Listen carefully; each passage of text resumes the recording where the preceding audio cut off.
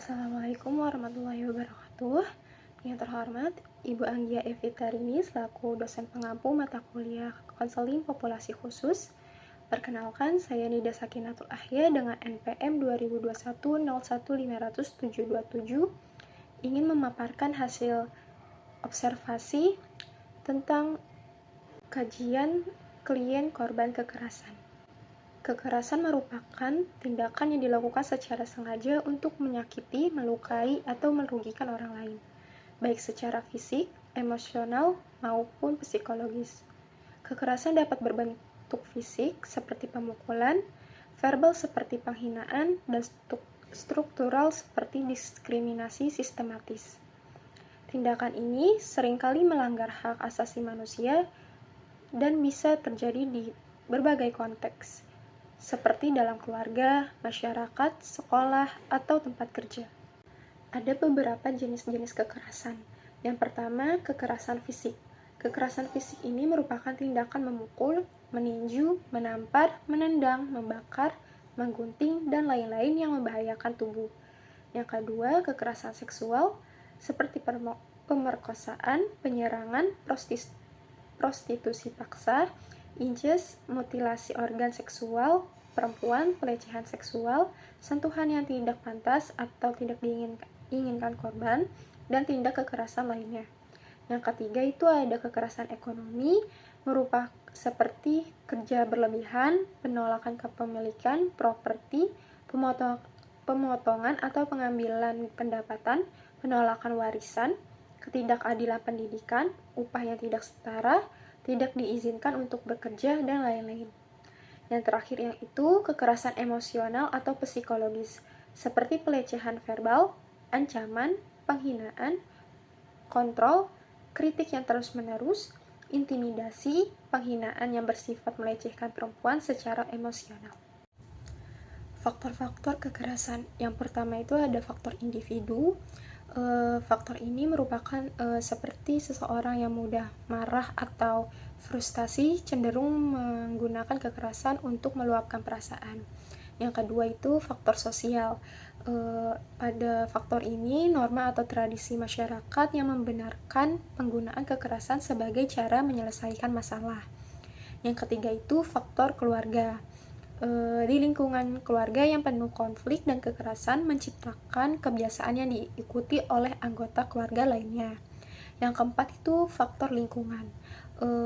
Di dalam faktor ini, tinggal di area dengan tingkat kriminalitas tinggi meningkatkan resiko keterlibatan dalam tindakan kekerasan. Yang kelima itu ada faktor struktural. Pada faktor ini, sistem sosial, hukum, atau politik yang tidak adil dapat menciptakan ketegangan yang berujung pada kekerasan. Selanjutnya yaitu deskripsi karakteristik klien. Yang pertama itu ALK merupakan seorang perempuan berusia 16 tahun yang menjadi korban tindakan kekerasan fisik.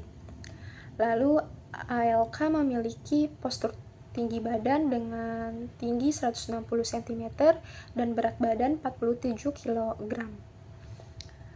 ALK berkulit kuning langsat dan menggunakan hijab di kehidupan sehari-hari. Lalu ALK memiliki kondisi tubuh yang semakin membaik.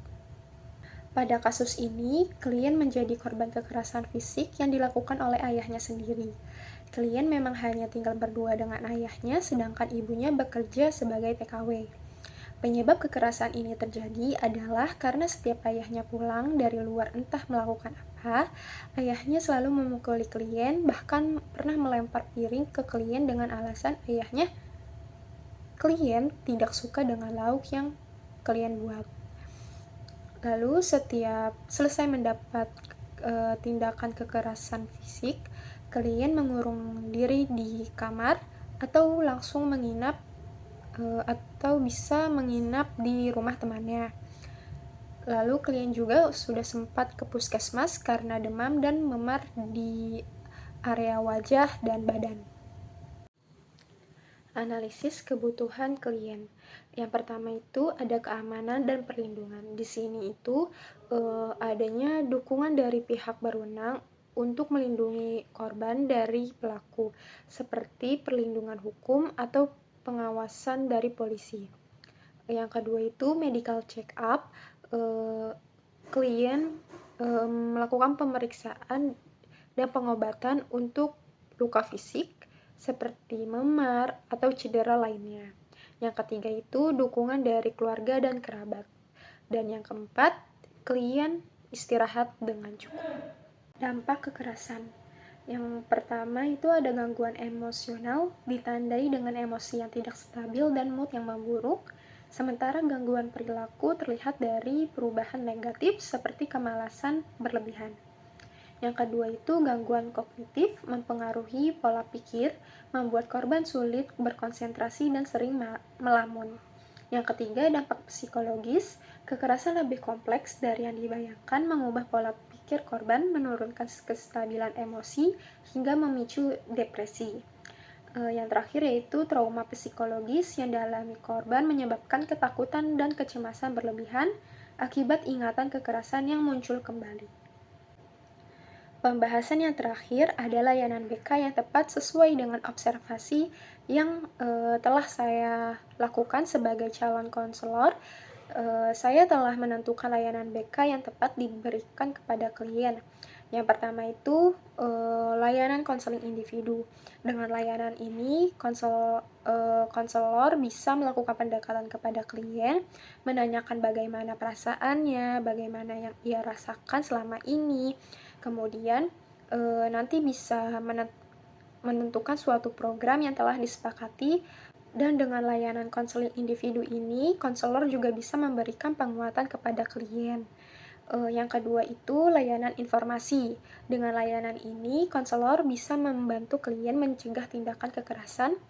Lalu yang terakhir yaitu layanan konseling keluarga, di mana konselor perlu melakukan pendekatan kepada keluarga, yang dimana keluarga tersebut seperti tante atau pamannya membantu klien ALK dalam mengatasi tindakan kekerasan yang dilakukan oleh ayahnya. Selesai. Jadi segitu saja yang dapat saya sampaikan, kurang lebihnya saya mohon maaf. Wassalamualaikum warahmatullahi wabarakatuh.